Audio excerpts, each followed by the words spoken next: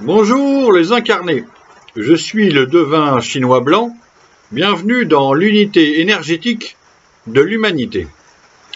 Pour ceux et celles qui prennent le train en route, je rappelle le contexte et le décor.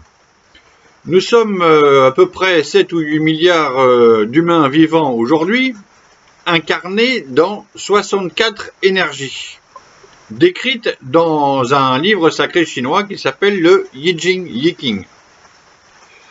Donc, chaque humain s'est incarné dans une des 64 énergies décrites dans ce livre.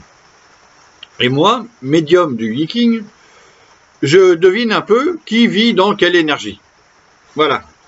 Donc j'ai commencé une petite série où je vous parle d'une série par vidéo.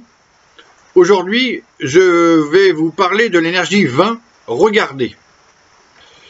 Je vous ai déjà parlé de cette énergie dans la vidéo qui étudie l'idéogramme des contemplations, l'idéogramme Guan, avec les contemplations de Victor Hugo. L'énergie 20, regardez, est composée en bas de l'élément terre et en bas de l'élément du vent et en haut de l'élément du vent. Ça donne ça. En lisant de bas en haut, premier trait, deuxième, troisième, quatrième, cinquième, sixième. Donc trigramme de la terre, les trois traits brisés, et trigramme du vent en haut. Ce dessin des traits, des 6 traits, forme un belvédère. Vous voyez, ce qu'il faut voir, c'est l'arc de triomphe qui est dessiné par la forme des traits. C'est ça que c'est cette idée observation que je développe maintenant. Quand on comprend le dessin des 6 traits, on comprend la dynamique énergétique de toute l'hexagramme et de toute l'énergie en question. Je commence par développer ça et après on va citer les personnages. Donc le dessin des 6 traits montre un arc de triomphe, un belvédère depuis lequel on peut déployer son regard et ses 9 différents points de vue. Donc j'ai déjà expliqué, c'est l'image, c'est si vous montez en haut de l'arc de triomphe à Paris Étoile, vous voyez les Champs-Élysées qui descendent devant jusqu'à la Concorde, et puis si vous retournez tout en haut, vous voyez l'Arche de la Défense et toute l'avenue de la Grande Armée qui descend jusqu'à l'Arche de la Défense. Et ainsi de suite, vous avez 9 regards, Wagram et compagnie. Ok ? Donc c'est de cette énergie-là, on déploie, qui s'appelle 20, regardez, on déploie plusieurs points de vue possibles et on grimpe en hauteur pour avoir le panorama. Ok. Ces 9 différents regards apparaissent dans toutes les poésies des contemplations d'Hugo. Par exemple, c'est ça que j'avais rappelé avec Hugo. Dans notre vie contemporaine, notamment en France, c'est le travail du photographe Yann Arthus Bertrand qui nous montre la Terre vue du ciel. Ça fait plus de 20 ans qu'il fait ça. Il montait sur son ballon dirigeable, entre autres, et puis il faisait des photos, des films, etc. pour nous montrer la vie depuis le ciel, mais en fait porté par le vent de la Terre. À propos de Picasso et de son cubisme, je vous ai déjà dit qu'il s'agit de poser sur la toile le volume des différents regards et points de vue. En reprenant la méthode de comparaison de Plutarque, l'historien grec et romain, je vous ai déjà énoncé ma règle, qui est la suivante. Comparaison et raison quand il s'agit de la même énergie pour 2 personnes ou plusieurs personnes. Donc par exemple, le peintre de la Provence Cézanne, le peintre japonais 1760-1849 Hokusai, le peintre chinois Shitao 1642-1707 en Chine, ouais, et Yann Arthus Bertrand aujourd'hui, né en 1950. On peut comparer leurs œuvres en comparant leurs différents points de vue. Dont l'œuvre est vivante dans l'énergie 20, regardez, on peut comparer, et je conseille même de le faire en exposition, c'est intéressant. Comme ça, on comprend mieux la matière vivante qui est exposée. Donc c'est la série de la montagne Sainte-Victoire de Cézanne. Ce sont les séries du mont Fuji de Kusai, au Japon, et la série de la montagne sacrée en Chine de Shitao. J'ai plus le nom de la montagne sacrée chinoise. Et les photos ou films de la Terre vue du ciel de Yann Arthus Bertrand. Bon, normalement vous avez compris le truc. Pour illustrer cette énergie 20, regardez, j'ai deviné plus de 20 personnes, alors ils sont 22-23, de différents pays, de différentes cultures, et je suis obligé de remarquer que ce sont tous des artistes polyvalents, avec de multiples talents, dont des peintres, des poètes et des écrivains, qui peuvent presque tous porter le nom de maître. On devrait tous les appeler maîtres d'ailleurs. Pour la Renaissance italienne, donc là je vous donne la liste des 23 joueurs qui rentrent sur le terrain tout à l'heure. Pour la Renaissance italienne, il y a les poètes Dante et Pétrarque. Pour la littérature française, qui sort du Moyen-Âge, on a Rabelais. Pour le plus illustre des poètes allemands, on a Goethe, et écrivain et compagnie et philosophe. On va voir ça. Le grand peintre qui fait la jonction entre la Renaissance italienne et la Renaissance de la peinture allemande, Albert Dürer, de Nuremberg. De la littérature française, on a Chateaubriand et Victor Hugo, quand même. J'ai déjà cité Paul Cézanne, le peintre de la Provence, Hokusai et Shitao. Dans la peinture espagnole, on a Picasso et Goya. Picasso avec son ami Giacometti, suisse de langue italienne, qui est sculpteur et peintre. Au Chili et de toute l'Amérique latine, il y a le poète Pablo Neruda. Pour la photo animalière, notre contemporain Vincent Munier, qui guette pendant des jours et des heures l'instant magique de l'émerveillement, pour nous le rendre. Pour la photo et la réalisation de films, donc on a Yann Arthus Bertrand. Pour la photo aux USA, et plein d'autres qualités, on a Andy Warhol et le pop art, jusqu'à l'art moderne, on va appeler ça. De l'Angleterre, notre contemporain et chanteur Sting. Du journaliste politique, donc presse, télé et radio et papier, maître Nicolas Doménac. En France et au féminin, il y a le regard de Simone de Beauvoir, le castor de Sartre, accompagné de celui d'Annie Ernaux, prix Nobel de littérature. Et issu de la médiumnité contemporaine, il y a Gabriel Isis. Et enfin, je clôturerai par la nouvelle génération qui pousse. J'ai nommé Lucie Caruso, artiste polyvalente, toute jeune, multitalent, qui vient de la Nouvelle-Calédonie et qui voyage beaucoup, et que j'ai rencontré, croisé. Cette longue liste oriente mon propos vers davantage de quantitatif que de qualitatif.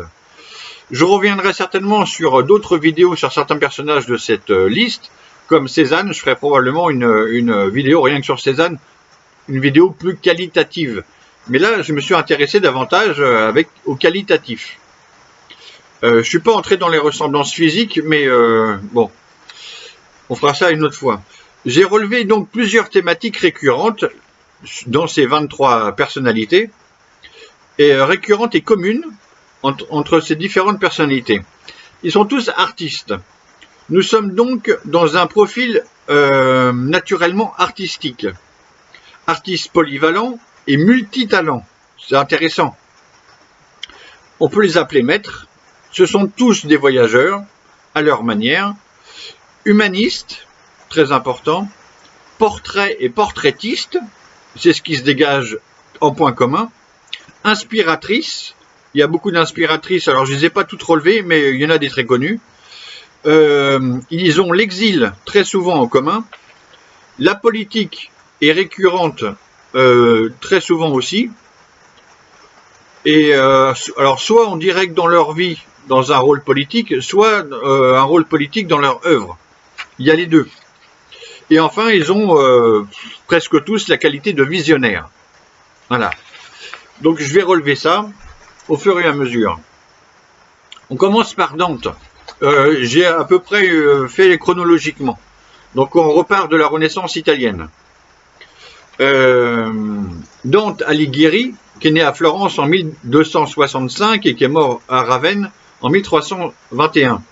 C'est le plus illustre des poètes italiens. C'est lui qui a un pulse qui initialise la Renaissance italienne avec Giotto en peinture et qui invente la langue italienne pour remplacer le latin. Avec Dante, on passe du latin à l'italien, rien que ça. Et qu'est-ce que c'est que cette langue italienne avec Dante? C'est l'esprit du christianisme vivant, l'esprit du Christ, qui entre dans la langue. Et c'est pour ça que les Italiens, ils parlent avec les mains. C'est pour tenir le Christ en lévitation. C'est comme ça que ça se passe. Donc au passage, je suis obligé de dire que nos gros écrivains français sont tous grandement inspirés de Dante.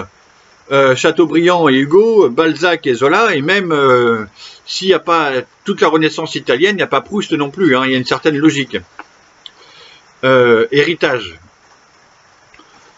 Dans les poètes européens, le père de la poésie, c'est Homère, mais dans le monde chrétien, c'est Dante. Donc toute l'œuvre de la Divine Comédie gêne un regard, un grand regard énorme sur le millénaire chrétien qui vient de se dérouler. C'est ça ce qui se passe avec Dante. Et il fait donc dans la Divine Comédie un bilan des siècles, un bilan du millénaire, en 3 parties, enfer, purgatoire, paradis. Il faut vraiment lire les 3 ou pas du tout, parce que il y en a qui livrent que l'enfer, ils comprennent rien, c'est faux. Et d'ouvrir donc, il ouvre la civilisation européenne sur l'ère moderne. On sort du Moyen-Âge avec ça, avec la Renaissance italienne. Bon, je fais vite.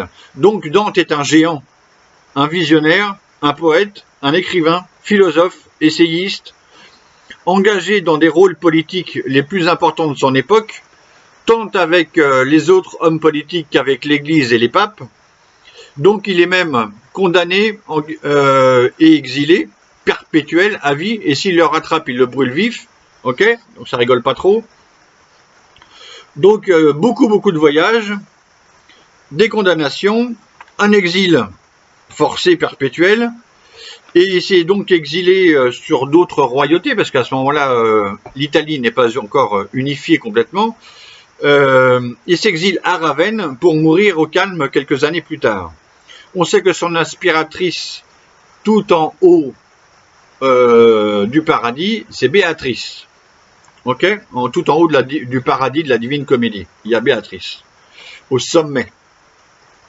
Bon, juste après Dante, il y a Pétrarque, 1304-1374. On est encore dans le début de la Renaissance italienne. Ok, il voyage à Paris, séjour, exil en Avignon. On est autant des papes qui vivent en Avignon, donc il y a des conflits partout de papauté. Et il y a beaucoup de séjours de Pétrarque dans le Vaucluse. Il y a quelques années, je suis tombé sur un tout petit livre. J'étais chez des amis et on me prête un tout petit livre que je connaissais pas. Et une petite merveille, ça arrive de temps en temps comme ça. Donc c'est une lettre traduite que Pétrarque a écrit le 26 avril 1336. Il a 32 ans. Il fait l'ascension à pied du mont Ventoux. Mais il n'y a pas de route, hein, c'est que des chemins à ce moment-là. 6 siècles avant le Tour de France, pour rigoler. Donc comme Chateaubriand, Hugo et Cézanne, Pétrarque adore se promener dans cette nature encore un peu sauvage et grimper sur les hauteurs. C'est son plaisir. On doit penser à Cézanne qui va peindre à l'Estaque quotidiennement. Son plaisir narratif donc parle d'élévation, de sommet, la cime, la hauteur, l'ascension, le point de vue d'en haut. Tout ça, et ça rappelle le belvédère que je vous ai montré. Il grimpe dans son énergie et il grimpe en haut du belvédère. Ok ? C'est ce qui se passe pour chacun d'eux. C'est ce qui se passe en haut du paradis avec Dante et Béatrice. Pour tous, ça marche comme ça. Il grimpe en haut et il cite Saint-Augustin qui résonne avec lui, résonne RE et résonne RAI, les deux. Hein. Donc je cite saint Augustin qui le cite lui-même, « Et les hommes vont admirer les cimes des monts ». C'est à ce moment-là, quand on m'a prêté le petit livre, que je lis ça, les 20 pages, 25 pages, là, et là, ça fait tilt, mais ah, bah voilà, c'est ça son énergie, il la nomme lui-même. Donc, j'en profite pour dire une petite parenthèse qui va venir ici. Je ne vais pas la répéter, je vais la laisser venir, elle est notée. En fait, on est dans la culture italienne. Pétrarque a 32 ans, il a joué... il vient de jouer au jeu des vers virgiliens. Qu'est-ce que c'est? On prend un livre au hasard et on l'ouvre à n'importe quelle page au hasard sans réfléchir, soit en fermant les yeux, mais soit sans regarder. On stimule donc le hasard pour qu'il prenne sens. C'est déjà une synchronicité. Au temps de Virgile. Okay, c'est Virgile qui jouait à ça, et c'est devenu les vers virgiliens dans la culture italienne. Dès cette époque. Okay, Virgile, c'est contemporain du Christ. On est au 1er siècle, grosso modo. Il y a 20 siècles, il y a 2000 ans.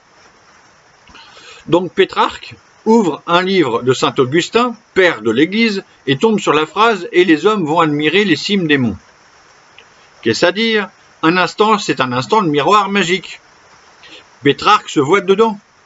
Il se voit dans saint Augustin, mais le miroir reflète à l'infini leur image énergétique. Pourquoi?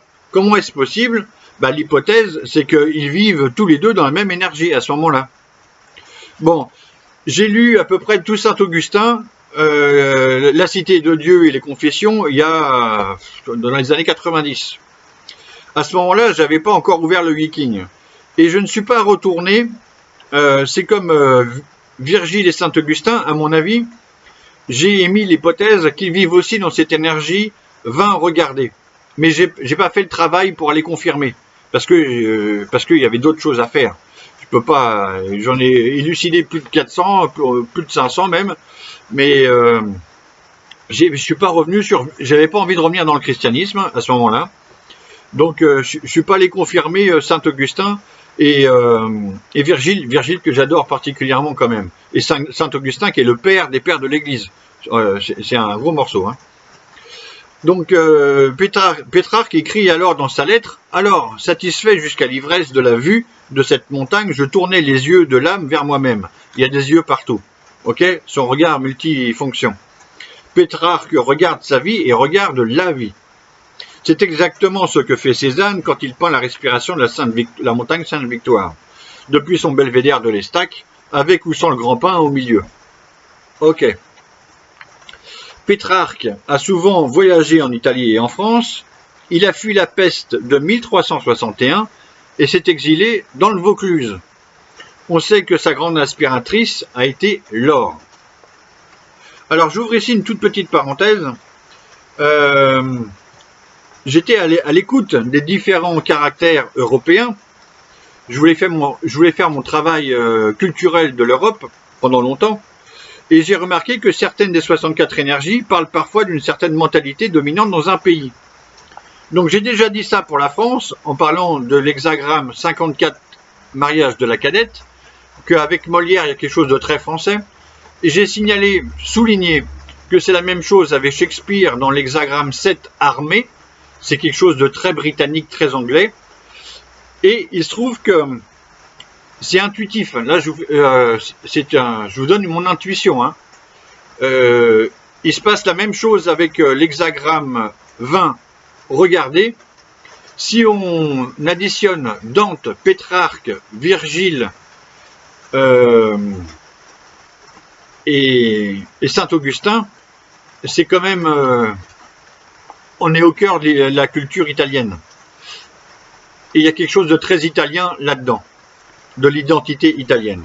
Voilà, je développe pas, ou je développerai sur d'autres intuitions de ce genre-là dans une autre vidéo. Je passe à Albert Dürer, 1471-1528. C'est donc un peintre allemand de Nuremberg qui à ce moment-là est une grande ville culturelle. C'est un grand peintre, un visionnaire aux multiples talents. Il va voyager en Italie plusieurs fois pour s'imprégner de la Renaissance italienne, dont Raphaël et Bellini, et il ouvre ainsi tout l'art du Saint-Empire romain germanique il donne l'impulsion de la Renaissance italienne en Allemagne, la Renaissance allemande. Donc il est dessinateur, peintre, aquarelle, livre, orfèvre, théoricien de l'art, illustrateur, mathématicien, graveur sur bois et sur livre, enluminure. Il invente une sorte de lithographie, grâce à ses gravures, où il peut reproduire ses dessins et les vendre sur le marché. Ainsi, c'est le premier artiste qui devient indépendant de l'Église ou des autres mécènes politiques. Même s'il va se faire aider et qu'il va faire des portraits, beaucoup de portraits et autoportraits qui vont lui gagner sa fortune, mais il a trouvé un moyen de se débrouiller. Il vend ça sur le marché avec sa femme. J'ai vu ça dans des reportages, reconstitués, afin de s'assurer un revenu indépendant. Il s'invente à cette occasion un monogramme, une sorte de signature, et c'est très rare à l'époque, si ce n'est la première fois. Il faut donc ajouter en point commun qu'il a fait beaucoup de portraits et beaucoup d'autoportraits. Voilà. Je passe à Rabelais, qui est un grand écrivain français, romancier de Gargantua et Pantagruel, qu'on a tous étudié au collège. Il est inclassable, c'est un humoriste très cultivé, il se cache derrière les péripéties de ces géants et derrière le rire pour provoquer et développer une langue et une nouvelle pensée. C'est l'époque où quand même on passe du vieux français au français à un nouveau français, François. Il est avocat, médecin, prêtre, juriste, éditeur, philologue, botaniste, topographe, voyageur. Sa légendaire invitation à boire me convie à deux choses. 1. La sentence de l'étude du jugement dans le Yiking qui étudie l'énergie vint regarder. Le jugement, la sentence, la suivante. Regardez l'ablution et non la libation. Donc ça me fait penser à ça. Je pourrais développer, je ne vais pas développer, je fais du quantitatif. Donc, et puis ça me fait penser aussi, donc, en conséquence, à la série des joueurs de cartes de Cézanne, où la bouteille centrale dans la peinture, on voit la lumière qui arrive de la gauche ou de la droite, mais suivant l'emplacement de la bouteille, toute la bouteille tient l'équilibre de la toile. C'est volontaire de la part de Cézanne, ok? Mais la bouteille est là, elle arbitre. Pour conclure rapidement sur Rabelais, son rire est synonyme de dignité humaine. C'est l'élévation de son point de vue sur une société en conflit dans son évolution, à cette époque, ok? L'époque de Rabelais sort du Moyen-Âge pour entrer dans une modernité de la connaissance. Lui, il est porteur de cette connaissance, il en rit et c'est grâce à son rire qu'il transmet. Désolé, je suis moins doué que lui pour le rire, dans la transmission. L'élévation de son point de vue, c'est sa verve pédagogique et son attitude d'humaniste. Comme Dante et Pétrarque, Rabelais est un humaniste, et Dürer aussi à sa manière. Ok? Donc on continue avec Francisco de Goya. On est en Espagne. Il naît en 1746. Il meurt à Bordeaux, exilé en 1828. C'est un grand peintre, un très grand peintre, et un graveur espagnol. Donc dessin et peinture murale. Visionnaire, et puis de nombreux portraits et autoportraits. Sauf qu'avec les dates que je viens de vous donner, il est en plein... C'est un Espagnol qui est chahuté par l'arrivée de Napoléon Ier en Espagne et qui place sa famille sur le trône. On va y revenir. Goya est célèbre aussi pour un cycle de gravures de la tauromachie de 1816. Donc portraitiste de la noblesse de Madrid et d'autres grands personnages des Anglais et des Français qui vont passer là durant la guerre d'indépendance. Goya peint de très grandes toiles des guerres napoléoniennes pour montrer les atrocités commises et son humanisme universel. Il y a donc deux toiles célèbres, plus que les autres, le soulèvement du 2 mai 1808 et le soulèvement du 3 mai 1808. On lui connaît aussi la Maja nue et la Maja vêtue, qui annoncent déjà l'Olympia de Manet. Alors qu'on est quand même plusieurs décennies avant. Manet, l'Olympia, ça doit être 1863. Il est aussi Goya humaniste. Il peint donc les désastres de la guerre. C'est une grande série de gravures, de 82 gravures, entre 1808 et 1814. 14 où Napoléon est déchu, il va revenir les 100 jours, etc. Et puis après, Austerlitz, c'est fini, direction Sainte-Hélène, au revoir monsieur. Où il prend donc parti pour son peuple et l'indépendance espagnole, tout ce qui est légitime. À la fin de sa vie, 1824 et 1828, il devient sourd, il est presque aveugle, bien malade, il est obligé de s'exiler en France, à Bordeaux, et voilà. Juste une petite parenthèse, on sait que sa première femme était fille et sœur de peintre, Josepha Bayeux. Bon, j'ai juste retenu ça parce que apparemment c'était célèbre. On passe à Goethe. Alors Goethe, ça mériterait le plus grand des poètes et écrivains allemands, ça mériterait 5 jours d'affilée. Sauf que ça va faire 10 lignes. Je peux pas faire de qualitatif là-dessus. Donc c'est le plus illustre des écrivains et des poètes allemands. Il est humaniste et visionnaire, notamment avec ses Faust, mais avec 1000 qualités. Il est longtemps considéré comme le maître indépassable. Okay, même Nietzsche en parle d'un regard critique, mais il reconnaît tout ça. Artiste complet aux multiples talents. Alors là, il y a 5 lignes. Hein. Avocat, écrivain, poète, dramaturge, romancier, voyageur. Sa correspondance avec Schiller, l'autre grand poète allemand. Ses conversations avec Eckermann en philosophie, mais ça aborde tous les sujets. C'est très riche. Pour la culture allemande, ça a été très influent, très porteur. Ses romans pédagogiques, le jeune Werther, la souffrance du jeune Werther et tout ça, c'est superficiel, certes, mais c'est du roman qui a marqué son époque. Ses amours, c'est un bon vivant quand même, hein. Naturaliste, la géologie, son rêve d'Italie, il est passionné d'Italie, il veut aller à Rome, il va à Rome, il y retourne, il en rêve, bon, il s'y sent comme un poisson dans l'eau, il veut rester. L'étendue de la culture est universelle. Sa curiosité est même philosophique et scientifique, et il va jusqu'à vouloir démontrer l'unité de la matière dans la métamorphose des plantes et la métamorphose des animaux dès 1790, c'est-à-dire on est un demi-siècle avant Darwin, grosso à l'appel ou à la louche. Ok? Donc j'ouvre ici une petite parenthèse. Que je reprendrai en plus développé une autre fois, mais je suis obligé de la citer maintenant parce qu'elle fait sens. Ça s'appelle dans les 10 études, si on ouvre le Yiking, dans les 10 études qui étudient l'énergie sous différentes facettes, il y a une étude qui s'appelle hexagramme dérivé ou hexagramme opposé ou l'énergie opposée. Ok? C'est de ça que je veux vous parler alors que je vous en ai pas encore parlé ou juste cité. Je vous donne juste un aperçu. Je ne vais pas développer tout ça maintenant.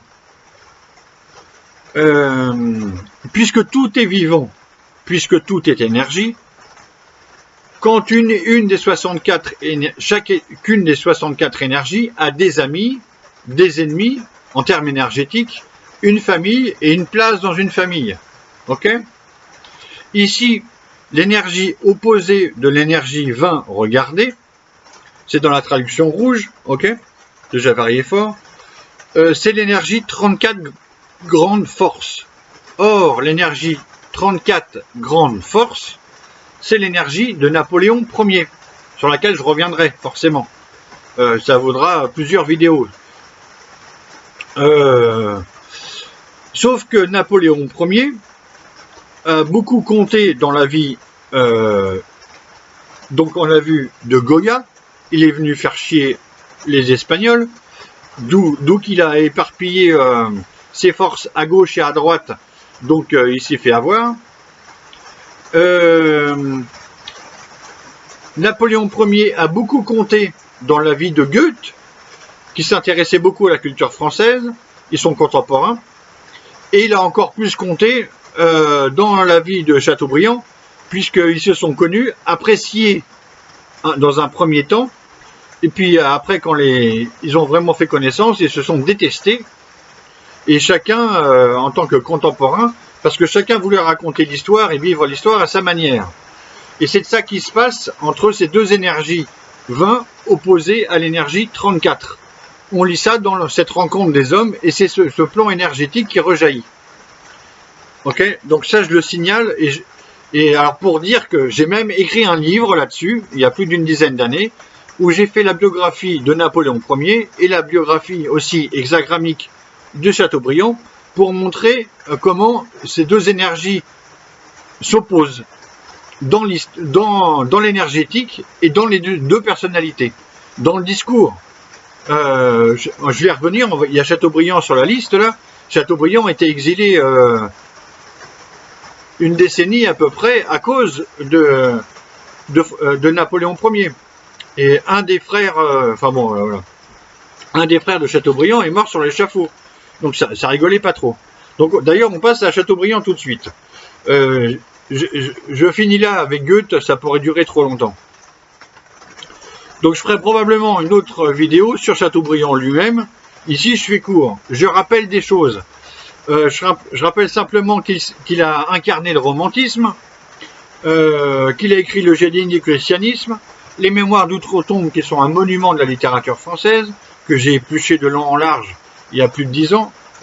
J'ai lu même pendant le service militaire 94 et après j'ai repris il y a une décennie. Avec une portée européenne forcément. Il a été considéré comme le plus grand écrivain français de son époque, évidemment. C'est pour ça que Hugo a dit, quand il avait 16 ans, en 1818, je veux être Chateaubriand ou rien. Ok ?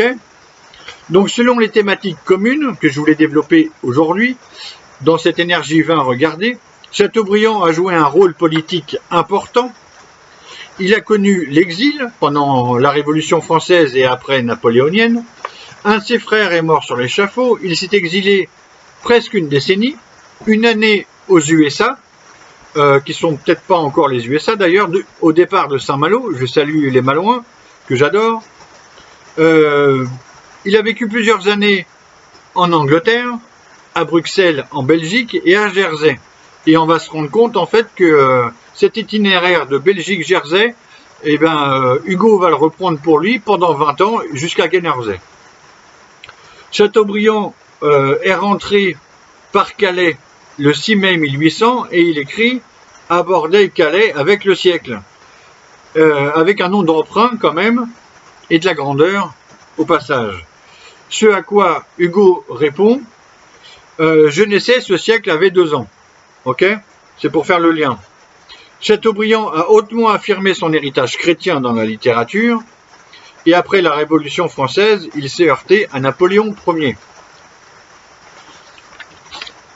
Voilà, on passe à Hugo. Donc j'ai déjà parlé un petit peu de Hugo dans les contemplations, pour vous montrer les 9 regards, comment ça se passe. Et dans les contemplations, Hugo est un hibou visionnaire. Ok ? Il voit la nuit, il voit tout ce qui se passe dans l'ombre et l'invisible. Je rappelle donc juste son long exil de décembre 1851 à 1870, quand le régime change. Ça dure presque 20 ans pour lui, il passe par la Belgique, par Jersey, puis par Guernesey. Il s'y installe, il y a ses amours, et puis à son retour à Paris, le 5 septembre 1870. Je rappelle tout de même qu'Hugo est un immense artiste complet. On connaît ses dessins, sa poésie, ses romans, le théâtre, Hernani, les préfaces, des essais, la légende des siècles, dessins, spiritisme, ses amours nombreux aussi. Il est souvent considéré comme l'un des plus grands écrivains ou comme le plus grand écrivain français de toute notre littérature. Moi, je ne m'avance pas à donner un plus que l'autre, mais certains pensent comme ça. Donc, selon les ressemblances que je veux mettre en lumière aujourd'hui, dans le quantitatif, il a aussi joué plusieurs rôles politiques importants. Je ne développe pas maintenant. Je conclus en rappelant son mot de jeunesse, quand il a 16 ans, je veux être Chateaubriand ou rien. Donc c'est bien identification et projection de deux hommes dans une même énergie, comparaison égale sens. Et voilà. Je passe à Cézanne. 1839-1906. C'est le peintre de la Provence. Je ferai probablement aussi une vidéo rien que sur le Cézanne, le maître visionnaire Cézanne, qui a aussi une plume de poète. Je me contente de rappeler que le jeune Cézanne a grandi avec la peinture impressionniste. Merci avec sa rencontre de Pissarro à Auvers-sur-Oise et le docteur Gachet qui lui achète des toiles, l'air de rien ça compte, et qu'il est devenu l'un des plus grands maîtres de l'impressionniste et qu'il a dépassé et tellement exploré la peinture qu'il est arrivé à la fin de sa vie jusqu'à l'abstraction. Il voit plus que des volumes et des formes géométriques grandes. Donc ça débouche sur de l'abstraction et sur du cubisme déjà, ou du précubisme, pour ceux qui s'amusent à classer tout. Mais on voit l'évolution, effectivement, notamment de la Sainte Victoire, quand on regarde l'étoile. Il y a des touches, puis après il y a des carrés, carrément, où c'est des grosses touches. Bon. Comme Solers, je donne le conseil, pour ceux qui veulent découvrir ou qui découvrent, pour les jeunes, la jeune génération, la peinture de Cézanne, je donne le conseil d'observer sa peinture comme on lit un présocratique. Il faut aller dans le texte, il n'y a pas le choix. Il faut aller sur la toile, il faut aller sur le motif, comme eux. Il faut laisser s'écouler un temps d'éternité. Il faut se laisser s'imprégner et rentrer dans son temps, afin d'entrer dans la perception préhistorique. Ok ? On sort de l'histoire quand on rentre pour rentrer dans une toile de Cézanne. On sort de l'histoire. L'histoire, elle est en train de s'écrire dans sa toile. Donc il perçoit même, il va sur les stacks en hauteur, donc on est bien dans le même dessin des citrets, et il va voir la Sainte Victoire en face, il s'installe avec son chevalet, il va rentrer les yeux rouges sang le soir, mais il aurait vu touche par touche la Sainte Victoire en train de respirer, c'est-à-dire le vent aller la montagne, et il retransmet cette sensation-là dans la toile. Donc c'est son travail, la Sainte Victoire. Montagne sacrée de la Provence. Donc Cézanne, comme Giacometti en sculpture, restitue cette intensité de la première fois, le premier regard, cette découverte du jamais vu ou jamais encore vu, jamais encore ressenti. Et comme le dit François Cheng, je suis d'accord avec lui, je pense que Cézanne réalise la jonction, la transition entre la peinture classique asiatique, chinoise et japonaise, jusqu'au modernisme de l'abstraction, la peinture moderne. Ok ? Il y a les deux. Il fait le grand écart entre les deux. Et pour comprendre le grand écart, c'est bien de passer par Cézanne, on comprend mieux ce qui se passe. Et on a des peintures de lui un peu partout. Il y en a aussi à Orsay. Il y en a au moins une des joueurs de cartes. Je suis resté des heures là-dessus, il y a longtemps. Pour conclure, je rappelle que Picasso n'a jamais reconnu qu'un seul maître en Cézanne. C'est pas rien. Ok, ça vient confirmer tout ce que j'ai dit juste avant. Donc on arrive à Picasso.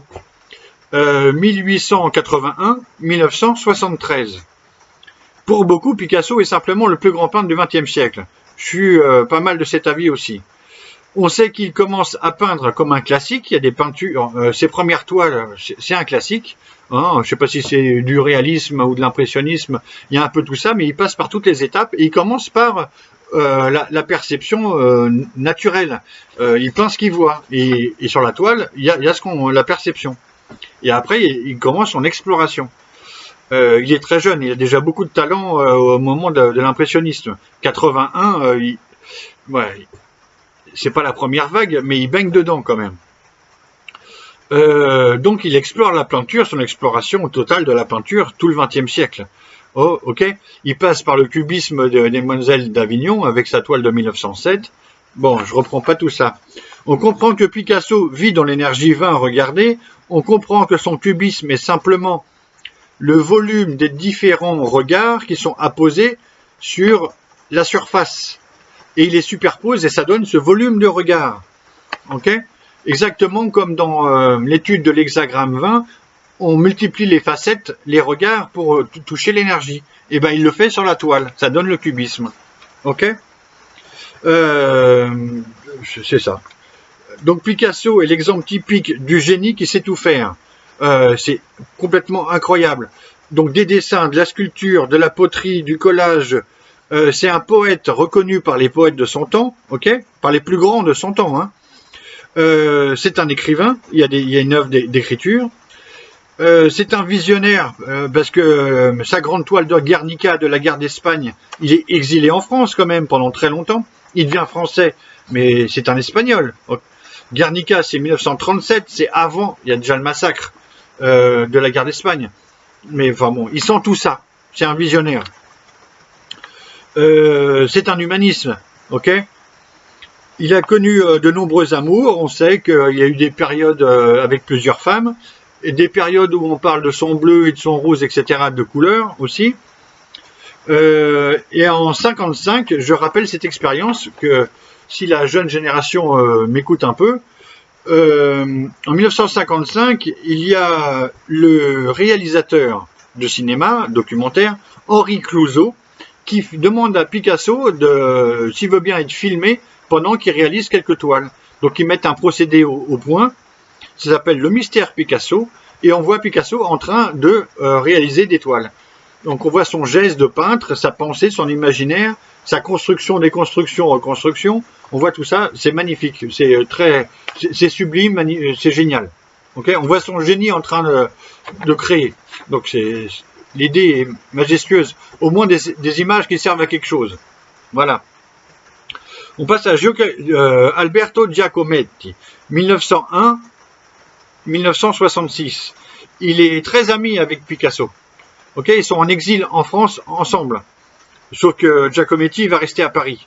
Et que Picasso, il va descendre beaucoup dans le sud de la France, au soleil. Donc Giacometti est un immense sculpteur et un peintre aussi qui a fait beaucoup de portraits. C'est un Suisse de langue italienne puis de langue française. Donc ami de Picasso, exilé avec Picasso, et il va rester dans le même atelier pendant des décennies à Paris. Il explique lui-même qu'il tend à restituer cette première fois, même dans sa sculpture, hein, toutes ses formes allongées, etc. Il explore artistiquement, et son humanisme, c'est une exploration. Dans sa sculpture, on voit l'homme qui marche dans une perception. Pour lui, sculpter, c'est voir la première fois, c'est montrer une figure en exploration. Il y a des reportages où on l'écoute et il nous explique sa sculpture, son art, sa pratique. Okay, il y a des très beaux documentaires sur lui aussi. Pablo Neruda, c'est le plus grand poète du Chili. Alors là, il n'y a pas photo. Et même pour beaucoup de l'Amérique latine, en tout cas, au moment où il est vivant de son vivant. Il est immensément populaire. Tous les poètes ont rêvé d'une popularité pareille, c'est incroyable. Ok. Bon. Sa plume a exploré tous les genres littéraires à l'intérieur de la poésie, toutes les poésies. En plus d'être un homme politique, quand même consul, ambassadeur de France aussi, hein, du Chili en France, sénateur là-bas, il a fait de nombreux voyages sur toute la planète, plusieurs fois. Il a créé une œuvre politique dans sa poésie. De passage à Paris, il a aussi été l'ami de Picasso et d'autres artistes en exil, comme lui. Lui, il a été très longtemps, presque toute sa vie en exil. Il est revenu qu'à la fin pour être tranquille, mais il part rapidement, il n'est pas si vieux que ça. Assurément visionnaire et assurément humaniste pour son peuple. Et heureusement, il a vécu ce moment où son peuple lui a rendu. Ok. C'est quand même le prix Nobel de littérature de 1971. Alors, il y a de la politique derrière, mais c'est normal. Toute sa vie, il s'est battu pour ça. Donc, prix Nobel de littérature de 1971, année de ma naissance, au passage. On passe à Andy Warhol, 1928-1987. C'est donc un Américain des USA. Photographe, peintre au dessin, design, beaucoup de publicité au début, jusqu'à faire des décors et des illustrations pour la pub. Il est à l'initiative du pop art et de l'art moderne. On retient surtout son art dans la série de sérigraphie, où il dénonce la société de consommation américaine, la consommation de masse, et il multiplie les photocopies et les portraits des canettes ou des visages. On connaît ceux de Marilyn Monroe et de Mao Tse-tung, et le sien, des autoportraits aussi. Donc il y a portrait et autoportrait. Je développe pas, tout le monde a déjà vu ces images-là, mais il s'agit bien de son regard sur la société, avec sa culture publicitaire et photographique, qui s'amuse à reproduire avec un support qu'il a développé, la sérigraphie, pour faire court. Et quand même de la couleur fluo, ok? Il y a quand même une invention. Je passe à Nicolas Domenac, qui est un journaliste, écrivain. Il écrit avec de nombreux livres politiques, avec un ami à lui. Il fait journaliste politique à la presse écrite, à la radio, à la télé. Il est aussi devenu directeur du magazine littéraire depuis 2018. Il est co-créateur de Marianne, mais il en est parti il y a quelques années. Et je retiens, c'est ça qui m'avait mis l'oreille à la puce et la puce à l'oreille, c'est l'intensité de son regard, une certaine justesse et avec une tenue plutôt digne. Et à la télé, j'entendais Ali Badou, qui a quand même quelques qualités de réflexion, le surnommer Maître Domenac. Et c'est ça qui est... Tiens, d'où ça vient ça? Est-ce qu'on va confirmer? Est-ce que c'est juste ou pas juste? Donc c'est un truc de raccourci. Maître, le mot maître ou la qualification de maître, ça tient de cette énergie. Va regarder. Ok? Je reviendrai. Je ferai peut-être une vidéo sur tous ces petits trucs qui nous permettent des raccourcis ou qui développent l'intuition, qu'il faut néanmoins les confirmer après, mais ça fait un petit oreillage. Ting! Bon, je passe à Sting, qui est né en 51. C'est donc un Britannique, musicien, auteur, compositeur, interprète, musicien qui joue de tous les instruments. Il est bassiste dans Police, ok. Je signale au passage des morceaux qu'on a tous entendus. Every breath you take, I'll be watching you. Ok, il le dit lui-même. Ça, c'est en 83. Après, est-ce qu'il est exilé ou pas de l'Angleterre? I am an Englishman in New York. Whoa. Ça, c'est 87. Et donc, c'est un gentil. C'est un visionnaire et c'est un humaniste. Ok, je développe pas. Il y a beaucoup de qualités et on adore l'écouter. Je passe à Simone de Beauvoir, 1908-1986. Donc, quand même, dans Beauvoir, il y a le nom de son énergie. Ok, Simone de Beauvoir, voir beau. C'est une femme, philosophe, qui a écrit des essais, le deuxième siècle, qui ouvre au féminisme en 1949. Elle écrit ça pendant la Seconde Guerre mondiale. Elle est romancière. Il y a aussi toute une œuvre autobiographique, qui est donc ses portraits, autoportraits quand même. On est dans la même thématique, on est d'accord. Elle a longtemps été associée à Sartre, évidemment. C'est le Castor de Sartre. Mais on oublie qu'elle s'est mariée quelques années, de 1952 à 1959, avec Claude Lanzmann. Et j'ai trouvé des lignes, quelques lignes de lui qui parlent d'elle, de sa femme de l'époque. J'ouvre les guillemets, et en fait, ce qui m'intéressait là, c'est pas n'importe quelle ligne, c'est qu'il raconte comment elle aimait voyager, parce que c'est tous des voyageurs, et c'est elle aussi une grande voyageuse. Elle va aller aux États-Unis. Alors je sais pas si c'est un exil, il y a un amour, d'accord, mais ça pourrait être pensé comme un exil de Sartre, se détacher de tout ce combat politique, etc. Il devait y avoir un méli-mélo de tout ça. Je connais pas assez bien le personnage en profondeur pour délier toutes ces facettes. Donc la citation est la suivante. La soif de voyage du Castor était inextinguible. Elle portait sur le monde un regard inlassable, et revoir avec moi, me faire découvrir ce qu'elle connaissait déjà, en un mot, m'instruire, était pour elle une façon de tout appréhender d'un œil neuf, lui redonnant l'émotion des premières fois. Donc là, on est dans la même démarche. Vous voyez bien que ce que je vous ai dit chez Giacometti, chez Cézanne, chez Picasso avec le regard, il s'agit de retrouver cette première fois, et elle le fait découvrir en amour avec son amoureux, son mari de l'époque.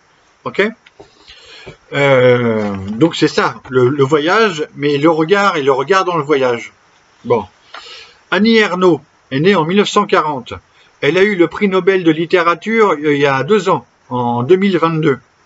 Je ne l'ai pas lu, Annie Ernaux. Ok, donc j'ai entendu parler d'elle, j'ai entendu parler de son prix Nobel, donc j'ai ouvert quand même j'ai feuilleté quelques trucs. Elle est féministe, d'accord, c'est pour ça aussi qu'elle fait référence au castor, c'est évident. J'ai regardé quelques documentaires et j'ai confirmé mon intuition. Elle vit dans cette énergie 20, regardez, et raconte sa vie et la vie depuis le belvédère des années, de la honte aux dignités et de la passion amoureuse jusqu'aux mots crus. Ok, on est dans la même chose. Et dans les mots crus, il y a ce premier regard. Ok, faut pas prendre ça comme pour autre chose, pour ce que ce n'est pas. Ok. Je termine par des contemporaines, des femmes contemporaines plus jeunes, peut-être qu'elle est dans la quarantaine, je ne sais pas son âge. Elle s'appelle Gabrielle Isis, elle est connue très connue dans le milieu de la spiritualité. Elle est médium et canal et romancière. Elle a un port, un maintien et une voix très digne. Elle me fait penser, moi, à Cézanne tout de suite, mais bon, c'est du ressenti personnel. À chaque fois que je l'écoute, j'ai une sensation, que je l'écoute et je la vois, c'est dans les vidéos qu'elle poste. J'ai la sensation que son nerf optique est directement lié à son cœur. C'est comme ça que je la ressens. Comme si tout le système nerveux passait par son nerf optique. Pour elle, impossible de mentir les yeux ouverts. Ok, moi je la capte directement à chaque fois. Je capte ses pulsations du cœur, ils sont dans les pulsations de son œil. On peut ainsi entrer en confiance dans sa communauté qui s'appelle l'Arche de la Lumière. On retrouve l'arche, le dessin des citrés. Ok, c'est son belvédère à elle. Bon, je termine par une très jeune contemporaine qui est dans la vingtaine, que j'ai rencontrée, qui s'appelle Lucie Caruso. On a un ami commun. On s'est croisés sur la route quelques jours. Une charmante jeune femme qui nous vient de Nouvelle-Calédonie. Elle est très douée. Écriture, dessin, peinture, musique, caméra, multitalent pour la nouvelle génération. Voilà. Forcément, quand on vient de Nouvelle-Calédonie, on est une grande voyageuse. Donc, elle est déjà sur l'île de la Réunion et se promène un peu partout. Voilà les incarnés. Je vous ai parlé aujourd'hui de l'énergie 20. Regardez. Bonne journée, à bientôt.